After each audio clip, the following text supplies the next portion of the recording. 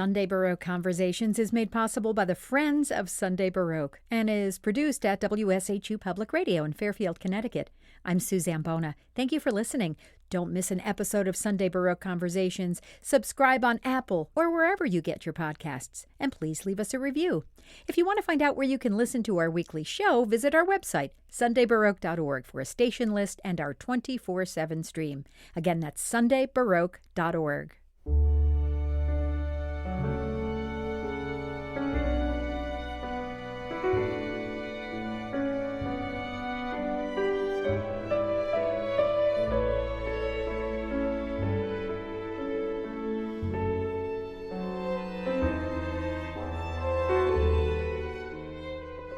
Pianist Simone Dinnerstein is a musician of great depth and breadth. She first gained international recognition in 2007 with her self-produced, critically acclaimed recording of the Goldberg Variations by Johann Sebastian Bach. And since then, she's explored many composers, including Franz Schubert and Charles Ives, and living composers such as Richard Danielpour and Philip Glass, as well as other musical genres. A collaboration with singer-songwriter Tiff Merritt for a classical, folk, and rock mashup. And Simone Dinnerstein always comes back to Bach. In May 2025, she released Complicité, her first recording with her string ensemble, BAROKLYN. Simone Dinnerstein joins me on Zoom to talk about what's new in her musical life right now. Hi, welcome. Hi, Suzanne. So great to be here. Well, so this is not our first conversation. I absolutely love checking in with you to talk about your projects because you are always working on something compelling and unique. So congratulations on the release of this new recording. Thank you. Let's first start by talking about how your family was complicit, if you will, in this production. Your father, Simon, created the cover artwork. I understand that your son, Adrian, inspired the title as well as the meaning behind the title, kind of a new creative approach for you. Would you talk about those family connections? Yes. I mean, those came after having done the recording, so they kind of spun from the music that I had done. But Complicité is uh, a recording that's really about collaboration and process, and that's something that it's very important to my relationship with my group, BAROKLYN. And so I wanted the cover to be able to demonstrate that idea of process. And my father did a series of paintings where he used his palette, which, is the palette is what you put all of the paints on and you mix the paints. And he keeps his old palettes after he finishes a painting. And he decided to use some of his palettes as part of another painting. And so this palette painting has these beautiful daisies on one side, and then they kind of morph from or into the paint of the dried paint of the palette. And I thought it was just a beautiful image that would go with this idea of the process of approaching the music of Bach. So he let me use his Monte Cassino daisies for the cover. And then I always think it's good to have an interesting title to an album that will kind of be a key to understanding what's behind the thinking of the album. And again, I was thinking about process and playfulness and collaboration. And this made me think of my son, Adrian, who is a wonderful actor and theater maker. And he studied devised theater in a program that was created by this theater company called Complicité, actually, based in England with Simon McBurney. And the term complicité comes from the theater practitioner Jacques Lecoq, who was a French theater practitioner. And he had these ideas about how to create a really good ensemble in a theater. And it has these three different elements of openness and playfulness and togetherness. Mm-hmm. And complicité means togetherness. And I really felt that in my group and in this recording. So I thought it was a perfect title. So let's talk about your ensemble, BAROKLYN. Who's in this group? How and why did you select them? Well, BAROKLYN is really a passion project of mine that it started back in 2017. Melissa Smay, who's the director of the Miller Theater at Columbia University, was very supportive of my artistic goals and dreams, and I really wanted to create a string ensemble that I could lead from the keyboard. And she enabled me to create BAROKLYN, which is an 11-piece string ensemble. And we started having concerts at the Miller Theater back in 2017 and pretty much had them every year, a few concerts. And um, I wanted it to be a group of like-minded, compatible, and warm musicians who would be interactive with me, but would also allow me to lead the group. So I was thinking of myself. It took a while for me to find where I lay in that because I felt a little uncomfortable with taking authority. I thought that maybe that was wrong for a while, and I've grown since then, and the people in Brooklyn have been very supportive in helping me to realize that it's okay for me to lead, and the conception starts with me. Basically, I really have the shape of what I want to do with the music and what music I want us to play. Hmm. But they are so collaborative that it really couldn't happen without all of them because they have ideas about how to make these images come to life, you know. Hmm. So from the beginning, it was always that the concert master of the group was my very dear friend Rebecca Fisher, who was the first violinist of the Chiara String Quartet for many years. And I met her back when we were both fellows at the Tango and Music Hmm. Center many years ago. And she's just the most fabulous musician and thoughtful person and smart and just a really uh, great chamber music player. And so she's been very important part of the ensemble. And the other members of the ensemble have kind of evolved over the years. And we have a sort of core group of people that are in it. Mainly, the principal second player is my wonderful friend Gabby Diaz, who is now the second violinist of the Kronos String Quartet, Oh, but she manages to fit in BAROKLYN. And the principal cellist is my friend Alexis Gerlach, who is this beautiful cellist, and we have played together since we were about 13. oh, wow. And then all of the other people in the ensemble, there's a kind of a core group, and sometimes some of them can do it, and sometimes they can't. So it's sort of a larger group of musicians, and from that we come down to 11. Wow. So I want to probe a little bit about this thing that you said about feeling a little uncomfortable with taking authority. Is that a Simona thing? Is that a woman thing? Is it because these people are such close friends and longtime collaborators? Did that like where'd that come from? Do you know? That's a good question. I mean, I have problems with authority myself. Like, I don't Mm. like it when people tell me what to do. Ah, And I find the relationship with a conductor complicated, in that I like conductors who are collaborative and mhm, where you can call them by their first name, and where there's a rapport between them and the orchestra. Um, and I guess I couldn't find the line between how this was going to be chamber music, but how it was.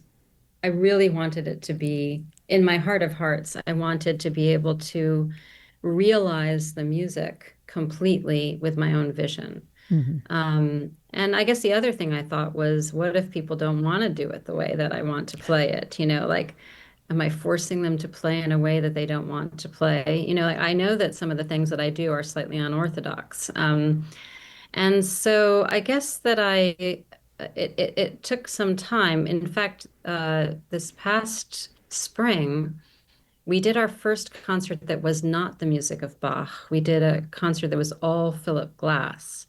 And in that concert, because of the music itself, there are many parts where I am not playing, where the orchestra is playing and the piano is not playing.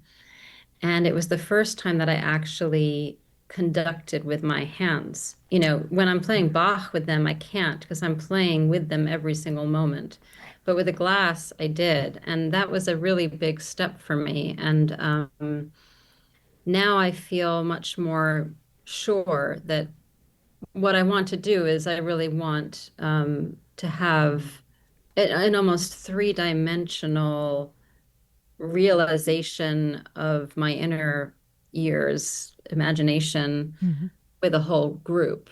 Hmm. And when you play Bach by yourself on the piano, you're doing that with all the different voices. So that, there are so many voices and they all have different characters and intentions. But when you do it with a group of people that are playing different voices, it's that much more exciting, Hmm. and as I've grown more confident about it and more clear about what I want them to do, I feel like we've just become more and more full of color and life, and it's just been really exciting. So having our first album out is tremendously exciting. Yeah. So, as I said in the introduction, you always come back to Bach. So I don't even know if you can articulate this, but maybe you can. But what is it about for you about Bach's music that is so compelling and so captivating? What keeps you coming back to Bach? Yeah, I mean that's like the question. Um, I assume it's evolved too over the years. it has evolved. In this recording, I would say that the through line for the Bach is that all of the pieces on the album relate to the voice in one way or another. Mm. And I think that maybe that's the thing that draws me to Bach the most, is that whatever he wrote, instrumental or non-instrumental, with text or without text, it's always saying something. It's always singing. It's every line is a melodic line, and I'm very drawn to that. So, and I'm also really fascinated by the equality between the voices and how you really could argue that there isn't ever really a primary line, that, that everything is important. And it's just a question of where you're drawing your attention to. And that could be any number of things. And that's why we can hear so many people play his music and it'll sound so different because they the performer is drawn to one part of the line or another, one voice or another, and that's like deeply personal. And also, I think rhythmically, his music is so fascinating too. It's just it's very flexible and it's very yeah. I mean, it's almost like you're hearing different pulses at Mm. the same time in each voice, in the different voices, and it's so hard to make that come to life, and it just keeps on changing. That was a good description. What's compelling about Bach? That's great. So the music on Complicité is mostly Johann Sebastian Bach's, but there's also some really cool, interesting takes on that, like Philip Lasser's take on Bach's air on the G string called "In the Air." Um, would you talk about that a little bit? That's amazing. I've played that on Sunday Baroque.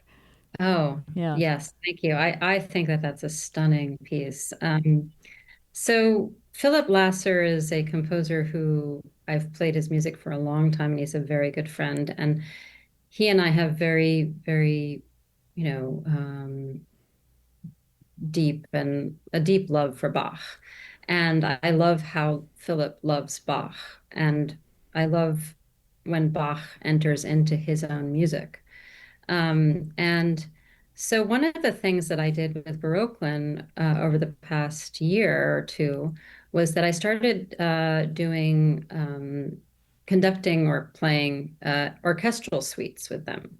And at first, I was just kind of using a continual realization that I found, through randomly. But then I thought it would be really interesting if Philip could write some continual realizations for me that were not totally Baroque, that were following Bach's figured bass, but that would have the flavor of Philip's writing in it, which I think is so compatible with Bach. Mm. And so this is where the air came out of, because he actually wrote the entire continua part for that whole orchestral suite for me. But for the air, I had this idea that instead of it just being a continua part, I really wanted him to write almost like a jazz improvisation, something that would be a real separate piece of music, a real sort of inspired piece of music that could be played simultaneously with the strings playing the original Bach. So it was almost like two periods of time happening at the same time, you know? Mhm. And what he did with that is just so I don't I just find it so touching. I mean, I remember the first time I read it with the principal players of BAROKLYN, and we were just like stunned. I mean, it just was so incredibly beautiful, and it just threw us off guard, with what he did. And Mhm. um, it's like so I guess calling it In the Air, that was something we really thought about. What do we call this piece? And it sounds like his Philip's piece is like nesting Mm. inside Bach, and it's Mhm. actually inside it, which is so gorgeous. And it's incredibly respectful of Bach's music and adoring of Bach's music, but it's also something completely separate. Yeah. Well said. Well said. You also did some arranging of the music on this recording.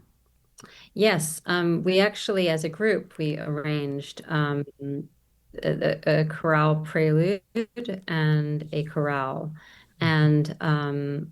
and then I did some arranging. Actually, it was interesting. We did a chorale called Der Leib with it was with Olive Brooklyn as well as Oboe d'Amore. We were very lucky to be able to work with the great oboist Peggy Pearson on this recording, and so what we were doing originally was that the strings were playing, just straight. They were playing what the choir would have sung following the soprano, alto, tenor, bass, and then there's an obbligato part which I was playing with my right hand and Peggy was playing, and we kind of figured out a way where I would start and then she would join, and it was really, really beautiful. Everything was beautiful. But then in the recording sessions, uh, what happens in recording sessions is you kind of rehearse Mhm. and record, and everything's recorded, whether or not you're rehearsing or doing a take per se. Mhm. And so we were rehearsing this, and I wanted the lower strings to try playing in a certain way with like a certain type of sound and phrasing. And so they started, playing it. They were rehearsing it, and it was just cello and viola and bass. And then, without really saying anything, the violins joined in. Mm. And when I heard that take, when I was editing the album with Silas, the producer, I listened to every single take.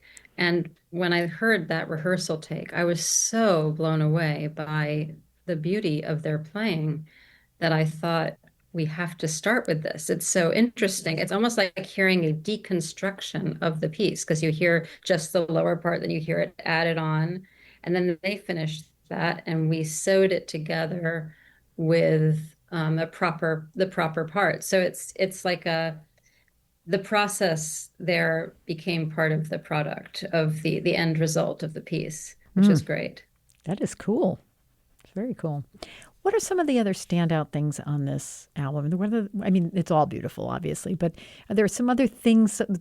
Is there some other great little, like, wonderful little gem of a story, like you just told? Anything else on this Yeah, recording? there are many things. One thing that I love in particular is the third movement of the cantata. It's Cantata 170.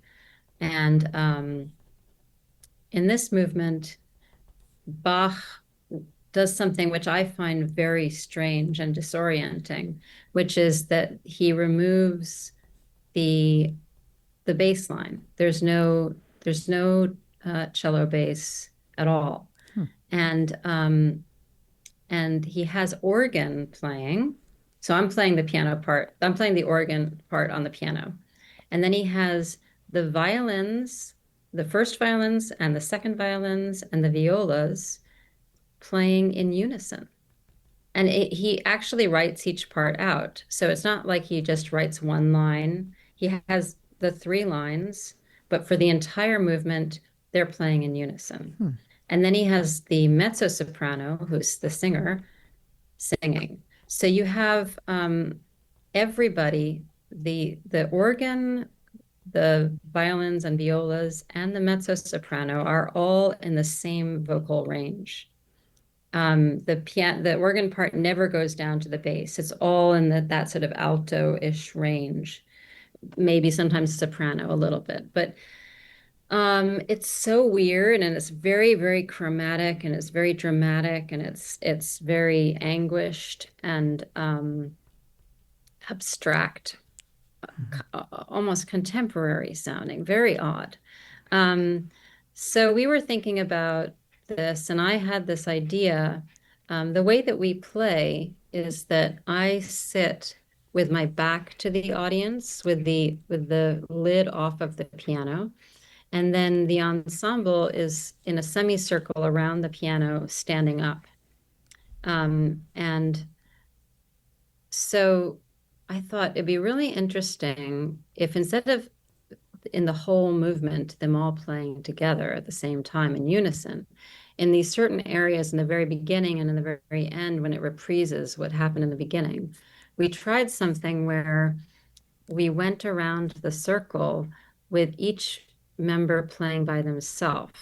So the way that the music is structured is that it's like a note and then there's a breath and then there's a couple of notes and then there's another breath. It's like all of these rests. It's broken up. It's very chromatic but broken up. So because it's broken up so much, we did it so that it started with Becca and then she'd hand it off to the person next to her, and that person would hand it off to the person next to them. And so Wow. you hear the sound traveling around this semicircle. And what I really wanted from them was for them to be absolutely, communicating with each other, but embracing their own sound. Because string players, every string player has a very different sound. And I wanted to have that individuality of their sound traveling around.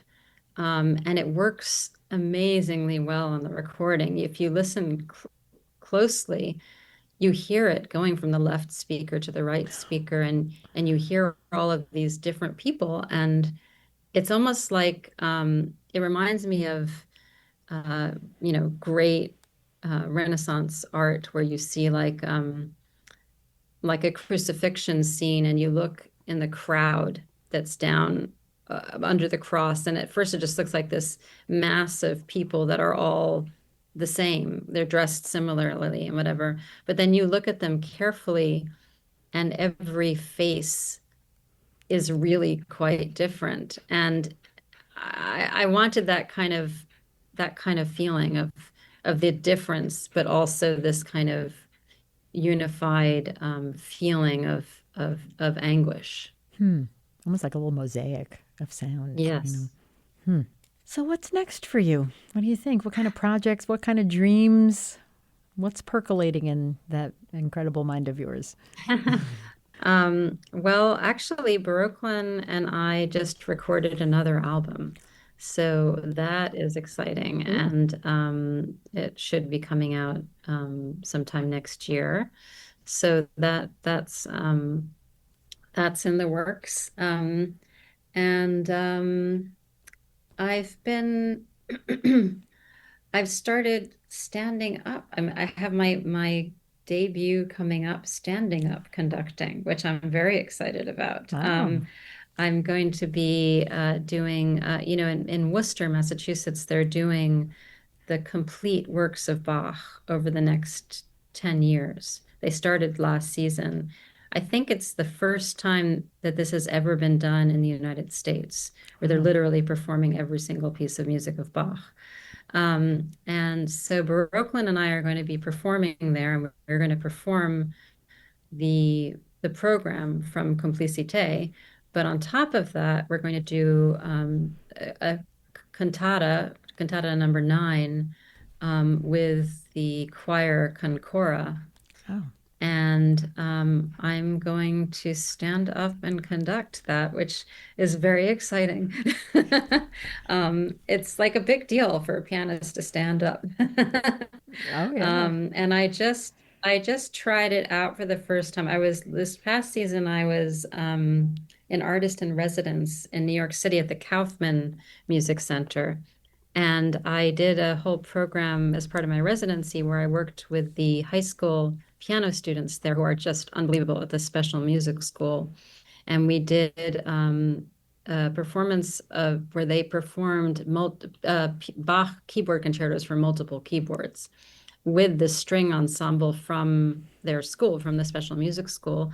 And I conducted the whole thing. I coached them and then I conducted the concert standing up. That was my first time doing it. They let themselves be the guinea pig, and I'm completely hooked now. It was really fun. I love that. That's wonderful. What is the what's the repertoire on the new Baroklyn recording coming out next year, by the way? The new one is going to be all Philip Glass. I wondered about that. Cool. So Great. it's really it is so beautiful, and I'm really excited about it because I think that there's a real link between Philip Glass and Bach, um, in particular, in that there's so much room left for the interpreter to really uh, bring out the music in such a creative way. I mean, it's a very Philip Glass's music is highly collaborative with the performers, and so because that's what we were already doing so much of, it was really exciting to do Glass with them, Mm. and we recorded The Hours, which is the music that was from the movie The Hours, Oh. but was made into a kind of concerto for piano and string orchestra. It also has harp and celeste in it. So that was fun having them join us. And then we recorded the first piano concerto, the Tyrol, which is a really gorgeous piece of music. I have been speaking with the internationally acclaimed musician Simone Dinnerstein about her 2025 recording Complicité and her ever evolving approach to creative expression, her wonderful projects. It is always a pleasure to speak with you. Thank you so much. Thank you so much.